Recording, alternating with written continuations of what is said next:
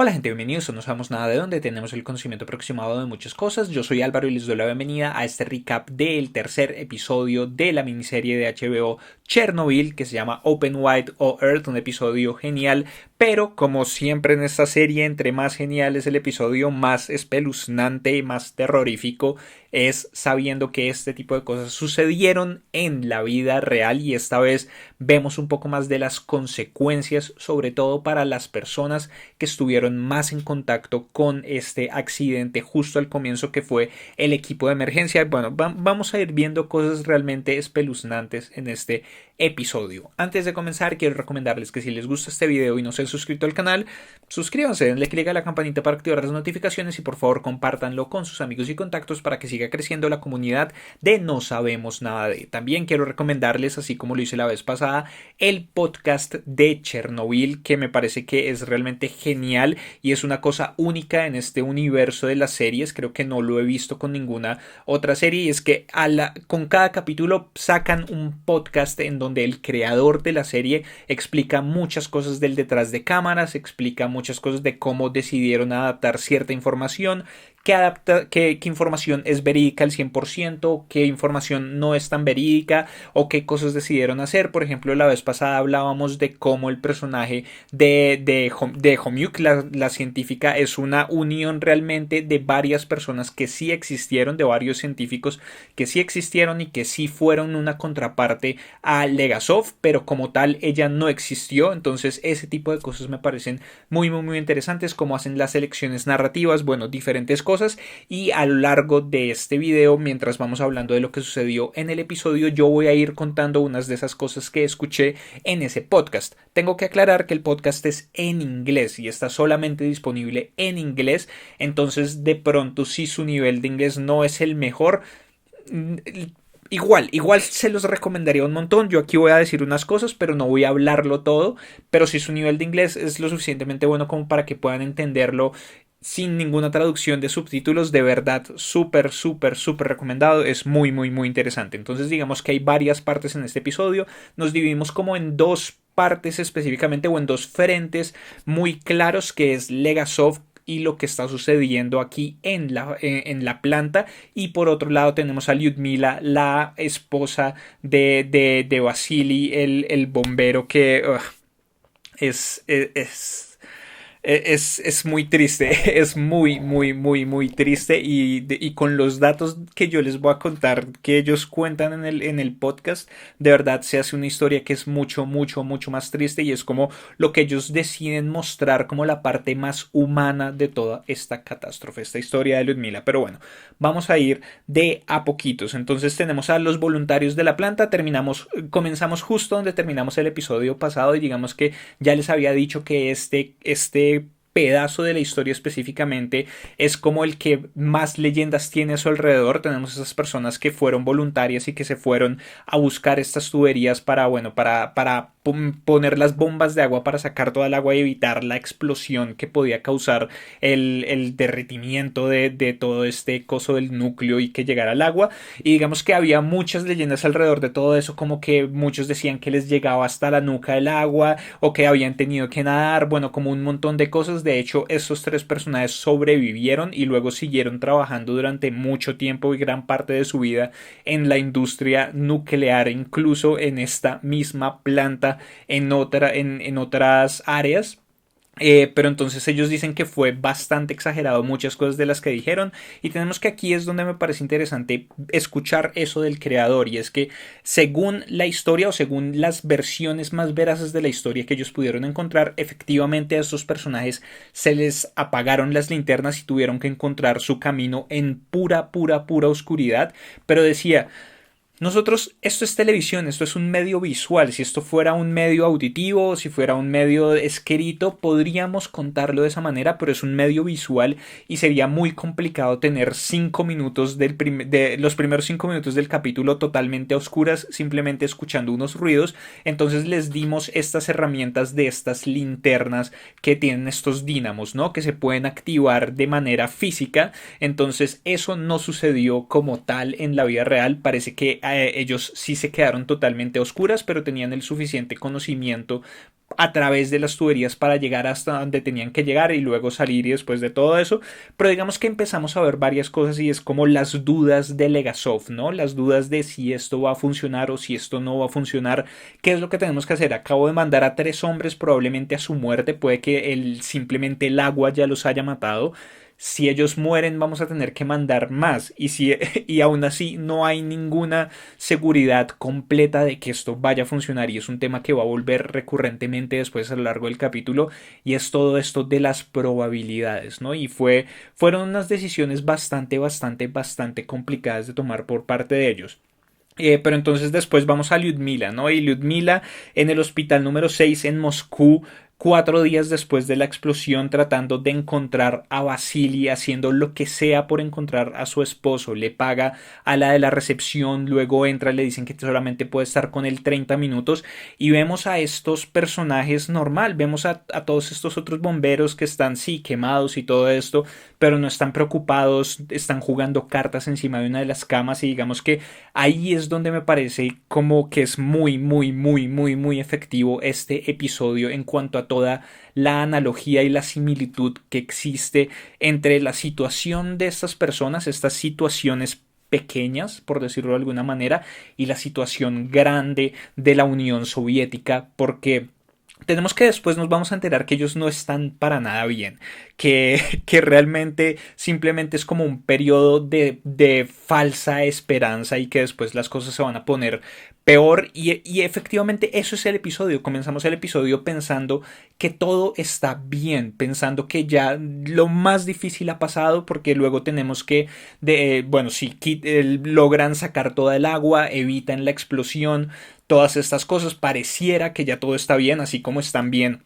todos estos bomberos y todas estas personas, pero después hacia el final del capítulo nos vamos a enterar de que todo está peor y de que las cosas están muy mal y que todas esas personas se murieron de la manera más horrible posible y que a Rusia, bueno, a la Unión Soviética le falta todavía un camino gigantesco y que todavía vienen cosas aún más complejas para todo esto con toda esta situación. Entonces me parece que en términos narrativos es realmente increíble y digamos que Lyudmila como este personaje totalmente humano, ¿no? Este personaje que nosotros sabemos que está haciendo cosas que no están bien o no es que no es que no estén bien, sino que nosotros sabemos cuáles van a ser los efectos de esto. Nosotros sabemos que ella no puede acercarse a una persona que fue irradiada de esa manera. Nosotros sabemos que además, bueno, nos enteramos más adelante en el capítulo que ella está embarazada, y que eso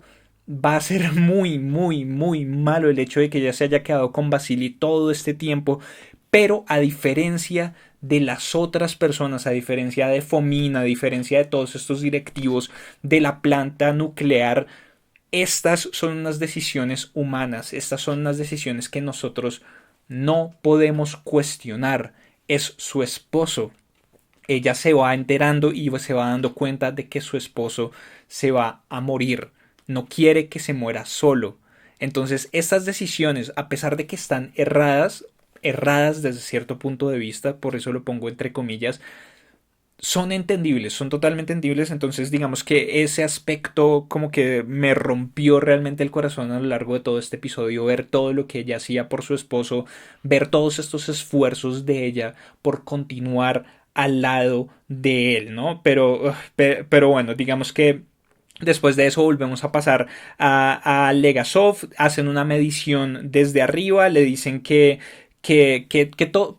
las emisiones de yodo 131 y de cesio 137 están bajando, pero la temperatura está subiendo y hay aumento en las emisiones de circonio 95. Entonces eso lleva a Legasov a la conclusión de que el revestimiento alrededor del núcleo ya se está derritiendo y que necesitan hacer esto de, bueno, ejecutar este plan para crear un aislamiento térmico para que si eso sigue derritiéndose no llegue hasta las aguas porque eso va a ser lo peor. Si llega hasta las aguas subterráneas va a contaminar el río Pripyat que continúa hasta el mar prácticamente y van a contaminar a perpetuidad todas esas aguas y además tenemos toda esta cosa del el área de evacuación, ¿no? Como que 30 kilómetros, solamente que, como así que solamente 30 kilómetros. Y de nuevo nos lleva a pensar como en todas estas estructuras gubernamentales que creo que se replican no solamente en la Unión Soviética y no son propias del sistema de gobierno de la Unión Soviética, sino que son propias de la burocracia realmente, de cualquier sistema de gobierno en donde haya burocracia y son como todas estas personas que ni siquiera están cerca de la situación real o que ni siquiera tienen los conocimientos necesarios para tomar decisiones con respecto a lo que está sucediendo en el espacio real, en el área real, toman decisiones a miles de kilómetros sin pensar mucho las cosas desde un sentido falso de seguridad. Entonces, como un burócrata, un ministro de no sé qué, decidió arbitrariamente, porque eso lo cuentan en el podcast, que eso fue así, decidió como, dijo como 30 kilómetros parecen ser suficientes y se hizo esta área de evacuación de 30 kilómetros cuando debió ser de por lo menos 200 y pico de kilómetros, que finalmente fue lo que terminó siendo.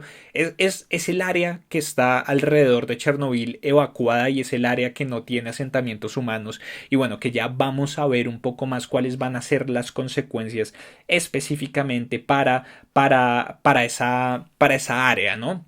Luego pasamos a mayo 2, en donde Gorbachev está viendo los periódicos del mundo, ¿no? Está viendo cómo están cubriendo este desastre de Chernobyl en el resto del mundo. En esas le entra la llamada de Sherbina, le dice que, y bueno, le dice que el concreto va a durar de unas 6 a 8 semanas y que hay 50% de probabilidades de que contamine el agua. Eso va a afectar a más de 50 millones de personas. Entonces, que necesitan hacer todas estas cosas, ¿no? Que necesitan hacer un intercambiador de calor y que van a necesitar todo el nitrógeno líquido de la Unión Soviética. Entonces, digamos, aquí es donde en el podcast hablan de un poco de las diferencias realmente históricas, en donde teníamos que Fomin y este otro tipo, no me acuerdo del otro tipo de la planta nuclear, que en el segundo capítulo se los llevan y nos llevan o sea, nos hacen pensar que los encarcelaron de una vez. Digamos que en la vida real eso no sucedió tan así, hubo un poco más de tiempo. Efectivamente después los encarcelaron y toda esta cosa, pero pasó un poco más de tiempo y ese otro tipo estuvo también involucrado en todas estas operaciones e inicialmente a él fue al que le dijeron que tenía que conseguir todo el nitrógeno líquido de la Unión Soviética. O sea, él estuvo sí, cumpliendo ciertas órdenes, pero eventualmente también terminó en la cárcel. Pero pues aquí simplemente se ahorran al personaje y creo que es una decisión correcta. Creo que es una historia en donde a veces tener el menor número de personajes es mucho más efectivo porque estamos viendo más decisiones, estamos viendo, bueno, ciertas cosas y digamos que se está acentuando un poco el drama detrás de todo esto, que creo que es sin, o sea, sin tomarlo a mal, es el objetivo narrativo detrás de todo esto. Después de eso, bueno, entonces vemos cómo Legasov ha estado perdiendo el control, ¿no? Como ha estado como mucho más molesto después de todo esto, como primero le habla mal a Sherbina y luego también tiene las bolas para hablarle mal a Gorbachev, ¿no? Que le está pidiendo que aumente el área de evacuación. Gorbachev le dice que no, que si eso fue la decisión del ministro, que sí está bien, que él solamente está ahí para encontrar las soluciones, que le diga cuál es la solución, que cuándo va a estar a salvo Chernobyl. Y Legasov le dice como en nuestras vidas no, o sea, la vida media de estos químicos es de 4000 años, es que le dice una cosa así. Entonces en nuestra vida Chernobyl no va a estar bien, lo cual es bastante cierto y lo cual es bastante escalofriante viendo la situación. Entonces tenemos luego esta caminata, ¿no? En donde es que es horrible, es realmente horrible. Lo anoté todo y cada vez que lo leo ahorita, que lo leí para repasar mis apuntes antes de comenzar esta grabación. Es que, bueno, entonces Sherbina le pregunta a Legasov que qué va a pasar con estos hombres, que por favor le diga qué es lo que está sucediendo mientras están caminando. Entonces él le dice, bueno, inicialmente van a ser ampollas, quemaduras, la piel roja y negra. Y es lo que hemos visto hasta este momento, ¿no? Y entonces ahí es donde se empiezan a poner como las similitudes con lo que está sucediendo con la Unión Soviética en términos generales y con la planta, ¿no? Entonces vemos a todos estos bomberos con la piel quemada, con las ampollas explotadas, bueno, con todas estas cosas, y es como el fuego inicial, ¿no? Parece simplemente quemaduras, al igual que la planta nuclear estuvo todo este fuego, todas estas cosas, todo este humo, todo esto, ampollas, piel negra, piel roja, todo eso, ¿no? Después viene un periodo de latencia de 2 días en donde todo parece normal. Y es donde estamos en este momento nosotros en la serie también, ¿no? Lo que está pasando con la planta. Apagaron el fuego, todo parece normal. Pareciera que hay una luz al final del túnel, que ya todo se va a solucionar y después todo colapsa. La médula ósea muere, el sistema nervioso colapsa, órganos y tejidos blandos se descomponen, arterias y venas se vacían, hasta que llega un punto en el que ni siquiera se les puede inyectar morfina a estas personas para evitar el dolor, un dolor inimaginable, y mueren después entre 3 días o 3 semanas después. 3 días y 3 semanas es un es mucho tiempo, es demasiado tiempo. Uno simplemente puede rogar por morirse 3 días después. Imagínense si todo lo que alcanzamos a ver nosotros aquí, imagínense durar 3 semanas en esta condición, porque es que a eso ya no se le puede llamar vida. A eso ya no se le puede llamar vivir realmente. Imagínense esa agonía constante, interminable, en donde ni siquiera le pueden dar a uno algo para el dolor mientras se está descomponiendo vivo, mientras la piel se le está cayendo, mientras... O sea, después nos enteramos de que Akimov no tiene cara, de que Akimov se le cayó la cara. Es impresionante y tenemos imágenes fuertes, pero que en medio de todo ni siquiera son tan fuertes teniendo en cuenta las cosas que sucedieron, ¿no? Por ejemplo, pues ya que hablé de Akimov, luego vemos a Toptunov, que lo vemos también súper quemado, después vemos en algún momento a Vasily, que está todo negro, blanco, casi derretido, realmente horrible, y el que no nos muestran es Akimov, pero en esa decisión de no mostrarnos a Akimov, es que nosotros entendemos la gravedad del asunto, ¿no? Nos mostraron a Vasily, que estaba horrible, nos mostraron a Toptunov, que estaba horrible también. ¿Qué tan horrible podía estar Akimov para que decidieran ni siquiera mostrarlo? Y a muchos les pasó eso. A muchos les pasó exactamente lo mismo. Shervina le pregunta a Legasov que qué les va a pasar a ellos. Él les dice que pues ellos han estado irradiados, pero no lo suficiente como para que les suceda lo mismo, que igual pues tienen ya el ADN dañado. Entonces que eventualmente van a morir de cáncer, eventualmente van a tener cáncer y van a morir de eso. Y aquí entra como el otro aspecto súper interesante de la serie, es cuando él le dice, cuando se dan cuenta de que los están vigilando, ¿no? Las mismas personas con las que Legasov había hablado en el bar el capítulo pasado están ahí, entonces es como ahora ni siquiera se están molestando en esconderse, ¿no? Y Servina le dice que tienen los teléfonos intervenidos, que los están escuchando por todo lado y que si están ahí al aire libre y se están mostrando de esa manera es porque quieren hacerles saber que los están que los están vigilando y esa parte es toda esa parte con la KGB al final la conversación con el jefe, con este jefe de la KGB que tampoco existió, que así como Homiuk es como una figura que reúne muchas otras figuras, que reúne como, o sea, que sirve como más como una metáfora de este liderazgo de la KGB. Esa conversación al final me pareció muy, muy, muy interesante. Entonces después vemos a Homiuk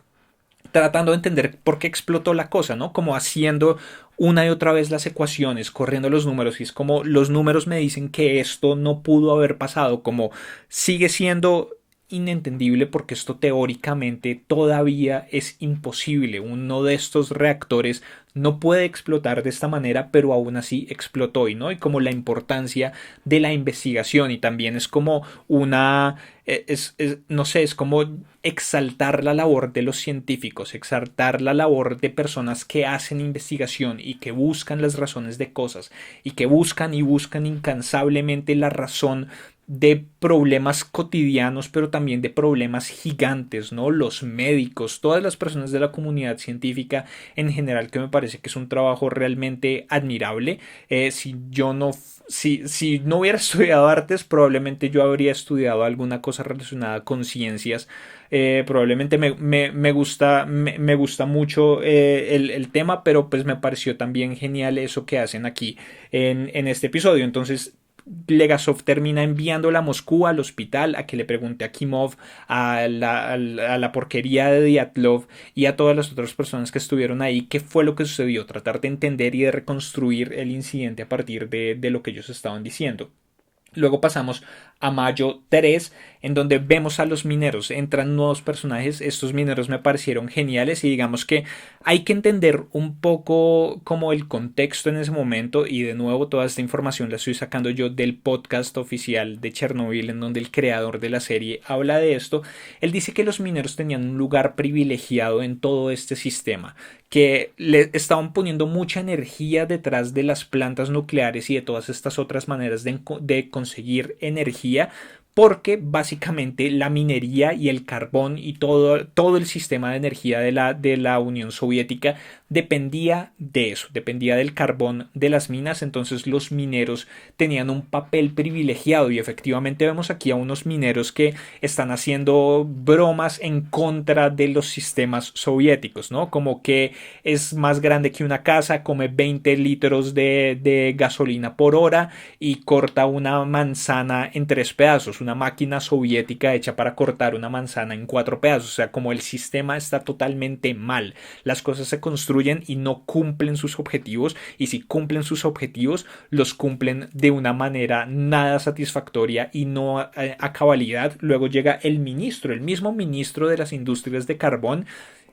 y estos mineros no le comen. Estos mineros se le paran al frente y es como, si quiere matarnos, mátenos. No nos vamos a ir de aquí sin ninguna razón. Pero, de nuevo, es toda esta cosa del patriotismo, ¿no? Toda esta cosa de todas estas personas que, a pesar que sabían que iba a ser algo peligroso, aún así tenían la misión de, o sea, se pusieron la misión y aceptaron la misión de salvar las cosas, ¿no? Es como, a pesar de que nos están diciendo esto, si nosotros no hacemos este trabajo, puede que 50 millones de personas vayan a estar afectadas. Entonces, pues, ¿qué hay que hacer?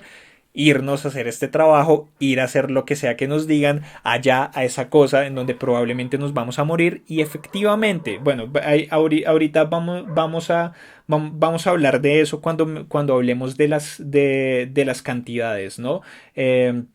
Pero entonces me encantó ese pedazo cuando le dicen como, ok, listo, llévenos. Y pasan todos y uno a uno le ponen la mano al ministro y le pasan las manos llenas de carbón por la cara. Y le dicen como, ahora sí parece el ministro de carbón. Como, coma mucha popó. Como esa parte me pareció genial. Entonces luego pasamos de nuevo a Lyudmila, que está junto a Vasily. Se van llevando a todos los demás y ya solamente queda él, y está súper mal, y tenemos este pedazo como súper conmovedor, y de nuevo cada escena entre ellos dos le parte más a uno el corazón. Le pide que por favor le diga que está viendo por la ventana y ella le miente, ¿no? Le habla como de los mejores monumentos, o los monumentos más reconocidos de Moscú, la Plaza Roja, la Capilla de San Basilio, bueno, como todas estas cosas.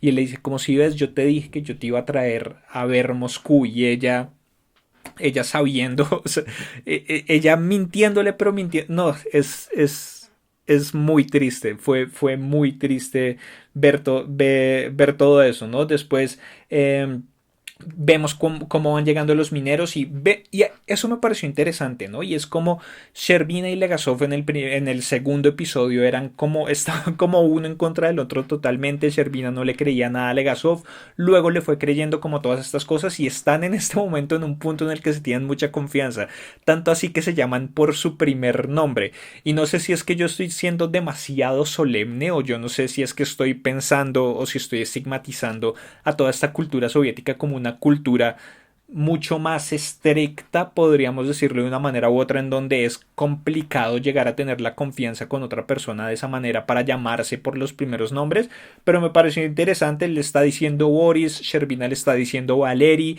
incluso se están diciendo como apodos, ¿no? Como Valera, como cosas por el estilo, entonces me pareció que también es bastante diciente con respecto al lazo que se está creando entre estos dos personajes que están luchando por resolver esto, por resolver este problema. Entonces Servina le dice que le diga la verdad a los mineros, llega el capataz de los mineros, entonces ahí es donde Legasov le explica todo. Tienen que hacer un túnel de 150 metros de largo a 12 metros de profundidad y al final del túnel hacer una cámara de 30 metros por 30 metros en donde ellos van a poner este intercambiador de calor que básicamente van a ser como todas estas infraestructuras para llevar el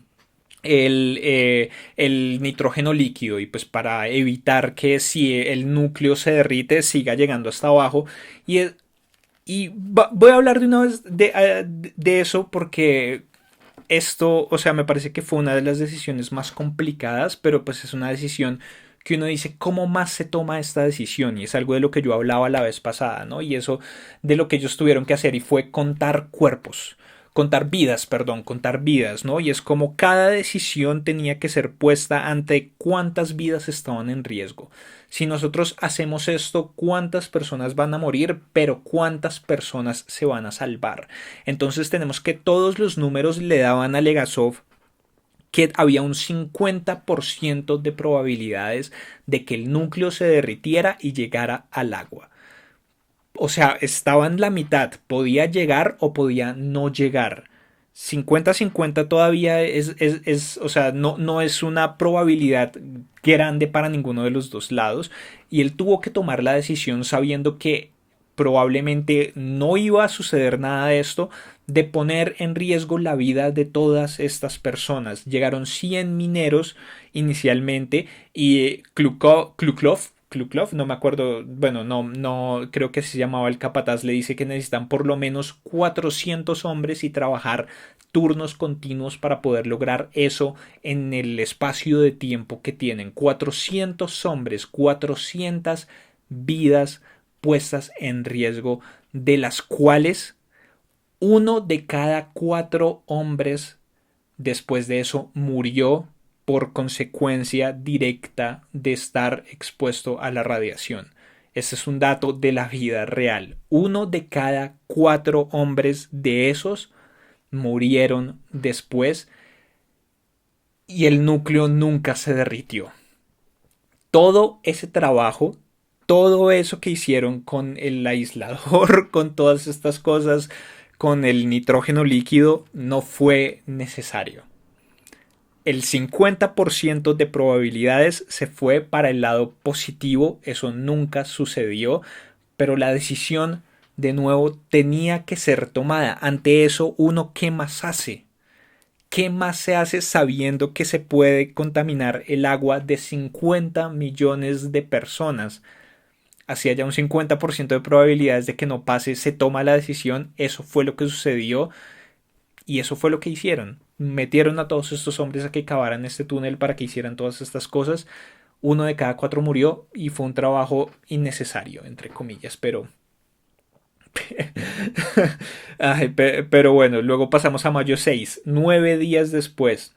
Entonces tenemos que todos estos hombres están cavando, dentro está a 50 grados de temperatura, entonces ellos terminan trabajando desnudos, piden los ventiladores y se los niegan, les dicen que ese polvo los va a dañar y el minero es como he trabajado con polvo toda mi vida y se me ha metido polvo a los pulmones durante toda la vida y el militar como pero no de este tipo de polvo, está totalmente descartado que les vayamos a dar ventiladores, entonces trabajen como puedan, más o menos. Y pasamos a Homiuk, que está entrevistando a Toptunov, y esa entrevista con Toptunov me pareció muy impactante realmente, porque tenemos que él era el ingeniero en jefe del control de varias cosas ahí, y era un hombre muy joven, era un hombre que hasta el final se, se aferró al hecho de haber llegado a ese puesto teniendo solamente 25 años. En este momento de mi vida, o sea, yo he vivido más de lo que jamás pudo vivir Toptunov. Y él era este tipo que estaba en medio de todo esto, estaba junto con Akimov y bueno, con los otros, llevando a cabo esta prueba de seguridad, y le empieza a decir como si activamos el switch, si activamos el apagado de emergencia, y después de eso fue que explotó. Y Homiuk como que inicialmente no le cree, como eso no puede ser cierto. Después Akimov le dice lo mismo. Entonces, ¿qué es lo que está sucediendo? Yo no entiendo. Si fuera físico, tal vez lo entendería, pero en este momento yo no entiendo. Parece que ella ya puede estar sacando alguna conclusión. Legasov después también le parece muy diciente el hecho de que los dos hombres hayan dicho exactamente lo mismo y tienen que hablar con la porquería de Dyatlov de alguna manera, pero yo no lo entiendo. Entonces quiero entender qué es lo que sucede, qué es lo que les está diciendo esta información a ellos. Y pues a propósito, Dyatlov hasta el momento no ha querido hablar con Homiuk, y cuentan algo muy interesante en el podcast, y es algo más de la historia de Dyatlov, algo que ellos querían de pronto meter, que hasta donde entendí alcanzaron a grabar, pero en edición decidieron sacarlo, y el episodio iba a comenzar con un flashback de Dyatlov. Y es interesante, es muy interesante ver, porque según lo que cuentan, Dyatlov ya antes venía trabajando en cosas nucleares, pero él antes había estado trabajando en submarinos de la Armada y había tenido también un accidente. Algo había salido mal, y él en medio de esto había estado expuesto a niveles de radiación que supuestamente habrían tenido que matarlo, y no lo mataron. Él volvió a su casa, y después de eso su hijo de 10 años murió de leucemia. Entonces hay muchas especulaciones al respecto, ¿no? O sea, esto sucedió realmente.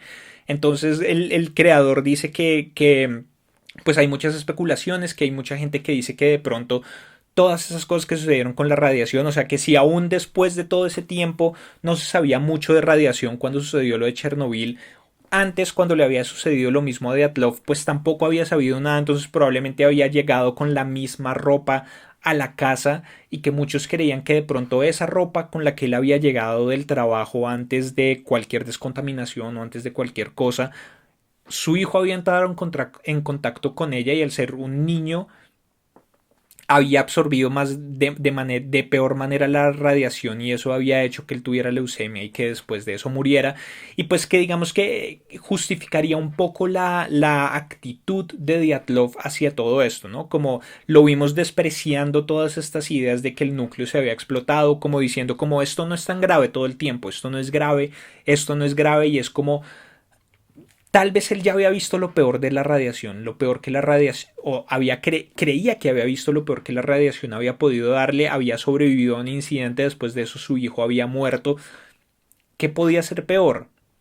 Y si supuestamente en este accidente yo me había tenido que morir y no me morí, pues ¿cuál es la diferencia aquí? No hay mucha diferencia. La radiación no puede ser tan mala, no puede ser tan alta. Digamos que igual me alegra que no lo hayan mostrado. O sea, me parece interesante saber este punto de la historia como historia real.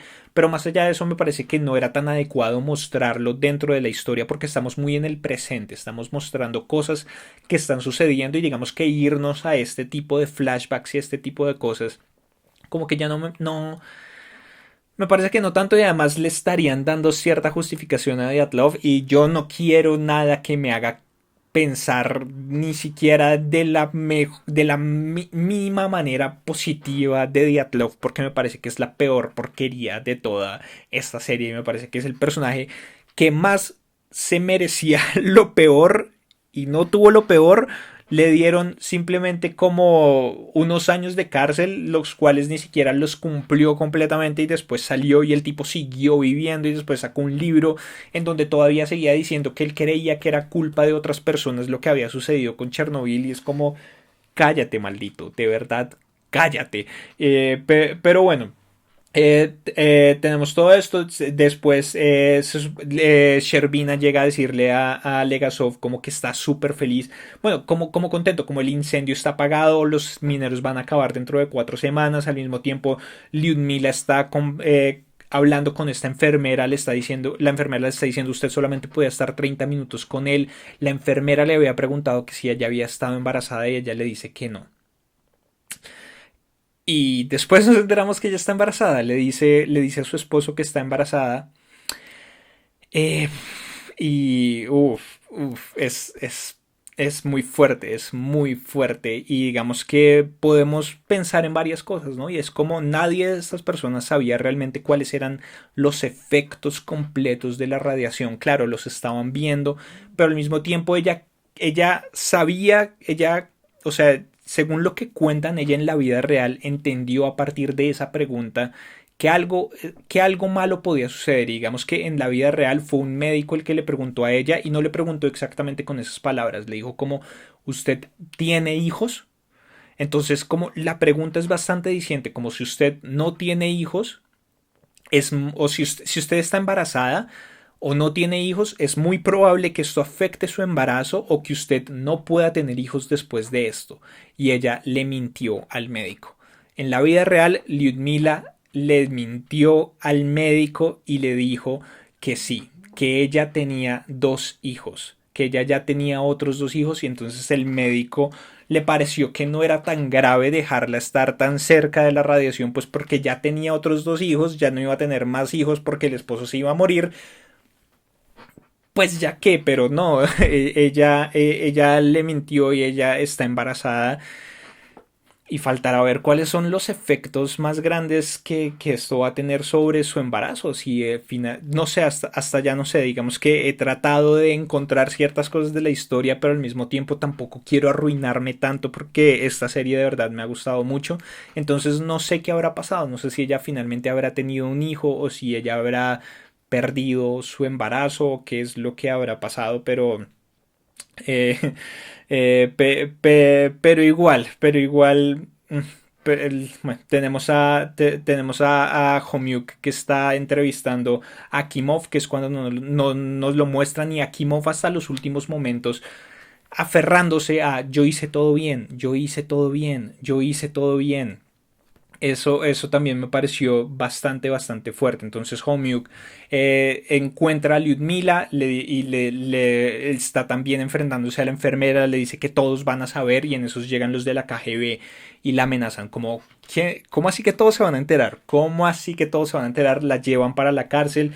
Pasamos al 7 de mayo en donde tenemos toda esta reunión con Gorbachev y bueno, con el resto de este consejo en donde Legasov le pide evacuar 260 kilómetros alrededor y les dice como ya terminamos la batalla, ahora hay que pelear la guerra larga. Y es como todos, o sea, dentro de esos 260 kilómetros alrededor de Chernobyl, cualquier animal, por pequeño que sea, hay que asumir que está irradiado, hay que asumir que ya está infectado de radiación, que es un peligro, entonces hay que exterminarlo. Ni siquiera dice matarlo, sino hay que exterminarlo. Probablemente, quién sabe qué van a hacer con todos sus cuerpos. A 150 kilómetros alrededor, todas las plantas deben ser quitadas, los árboles deben, o sea, tiene que cualquier planta quitarse totalmente. La tierra ya está contaminada en su capa más superficial, entonces hay que voltearla toda para enterrar toda esa tierra y va a ser una operación que va a durar 3 años y para la cual van a necesitar 750.000 hombres, de los cuales muchos probablemente van a morir por los efectos de la radiación, así como 1 de cada 4 de esos 400 mineros murieron después de todo eso. Y de nuevo, contar vidas. 750.000 versus la vida de todo el resto de las personas. pues ¿qué podemos hacer? Poner en riesgo la vida de estos 750.000 personas. Eh, Salimos de esta reunión y Legasov se enfrenta al tipo de la KGB y esa parte me pareció muy interesante cuando le dice cómo nos están siguiendo y todo eso y el de la KGB le dice como sí, ellos lo estaban siguiendo a ustedes y a esas personas los estaban siguiendo otras personas. Y saben qué, miren esos tipos allá al final del pasillo, ellos me están siguiendo a mí porque es que nosotros en la KGB somos un círculo de responsabilidad. Nosotros tenemos que verificar que todo está pasando bien. Entonces Legasov le dice como usted sabe el trabajo que están haciendo, aún así no confía en nosotros. Y esa parte, esa frase me pareció genial. Es como, sí, pero como dice el proverbio ruso, confía pero verifica. Confía pero verifica. Eso me pareció genial. Entonces Legasov le dice que aún así necesita que libere a Homiuk y el tipo de la KGB le dice que si él se va a hacer responsable por ella. Legasov termina siendo responsable por Homiuk y pues ya sabemos que finalmente ella también va a entender cuál es la dinámica detrás de todo esto y va a entender qué es lo que va a pasar. Pero pues eso se va a conectar después con el suicidio de Legasov, que pues igual hay que tener en cuenta que aquí nos lo pintan como si estuviera directamente relacionado con todo esto de Chernobyl, pero no se sabe en realidad si fue tan así. O sea, Legasov efectivamente se suicidó 2 años después de lo que sucedió en Chernobyl. No nos están mostrando aquí en la serie a la familia porque él tenía esposa y tenía hijos y bueno, como toda esta cosa.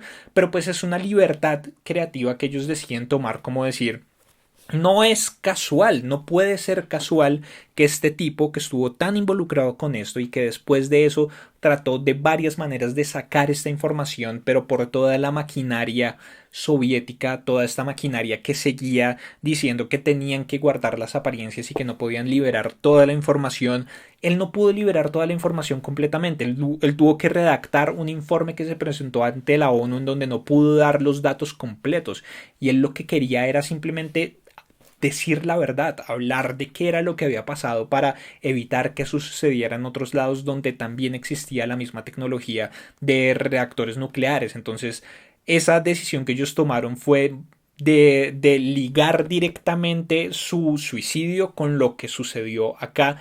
Y aquí vemos eso, ¿no? Vemos cómo él se está haciendo responsable de todas estas cosas, pero como al mismo tiempo el aparato más grande de la KGB y del gobierno y de la burocracia lo está vigilando y no va a dejar que él saque toda esta información después, lo cual me parece bien interesante. Entonces, luego tenemos y bueno, terminamos el capítulo con esta conversación entre Homiuk y Legasov, en donde ella le dice que Dyatlov no quiere hablar, que Akimov no tenía cara, le está empezando a hablar de todas estas cosas, y ahí vemos las dudas de Legasov, ¿no? Como sabe que quiere, o sea, él quiere parar, no quiere ser más parte de esto, pero ya no puede.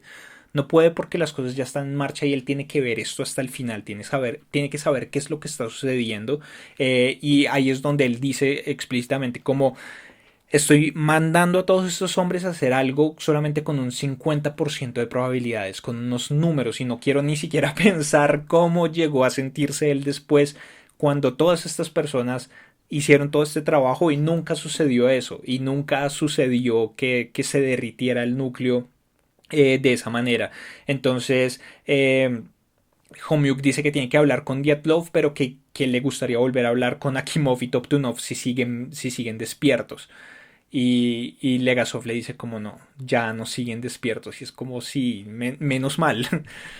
Menos mal se murieron, menos mal se murieron porque de nuevo estar en esa agonía ni siquiera se puede llamar vida. Y terminamos el capítulo con esta escena bien impactante. Muere Vasily y vemos a Lyudmila totalmente perdida viendo cómo envuelven en plástico el cuerpo de su esposo, después de eso lo meten en un ataúd, después de eso lo meten dentro de un contenedor metálico que soldan, no sé cómo se conjugue el verbo soldar en este momento, pero bueno, sueldan eso y después de eso los entierran a todos al mismo tiempo en cemento, en concreto. O sea, imagínense, no sé si ustedes han estado alguna vez en un entierro, pero es muy impactante. es muy, muy, muy impactante. Creo que muchos lo hemos vivido en algún momento de nuestras vidas.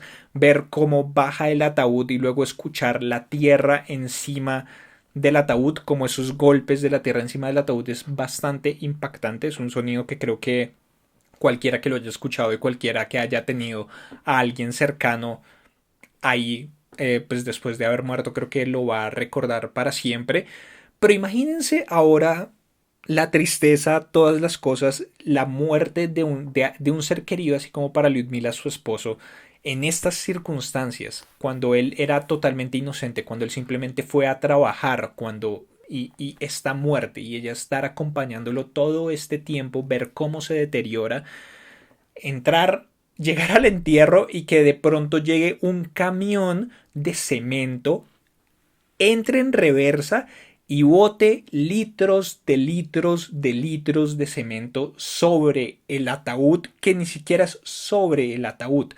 Los está botando sobre unas contenedores metálicos donde adentro está el ataúd y donde adentro está el cuerpo envuelto en plástico de su ser querido. Ah. Pero bueno, esta serie está genial. Esta serie está realmente increíble. Y me encanta. Me encanta cómo HBO puede darnos Game of Thrones y Chernobyl en un mismo mes. Lo cual me parece totalmente genial. Y quiero ya ver el próximo capítulo. Y quiero ver ya los dos capítulos que quedan. Y creo que el final de esta serie me va a dar más duro que el final de Game of Thrones por muchos factores. Entonces, por el momento vamos a dejar así. Les pido que abajo en los comentarios dejen todas sus opiniones. ¿Qué les pareció este capítulo de Chernobyl? ¿Les está gustando tanto la serie como a mí? Y por favor, también díganme si les gustan todos esos datos que doy alrededor de la serie, del podcast, bueno, como todas estas cosas. Por favor, déjenlo abajo, denle like a este video, compártanlo con sus amigos y contactos a los que creen que les pueda interesar. Suscríbanse al canal, son nuevos si ya están suscritos. Denle click a la campanita para activar las notificaciones y por favor, compártanlo con sus amigos y contactos a los que creen que les pueda interesar. Ya dije eso, pero las notificaciones son para que se enteren de todo lo que está sucediendo. Si hay videos nuevos, directos sorpresa, directos programados, en general, para saberlo todo de YouTube. Desde no sabemos nada de aquí en YouTube, estoy un poco mezclado hoy. Y también pueden seguirme en el resto de redes sociales, en facebook.com/no sabemos nada de 4, en Twitter, en Instagram, en @no sabemos nada de, pero me encuentran como no sabemos nada de, en DLive. Recuerden unirse a la comunidad en Discord de NSND y ya, yo soy Álvaro y nos vemos en una próxima oportunidad. Hasta luego.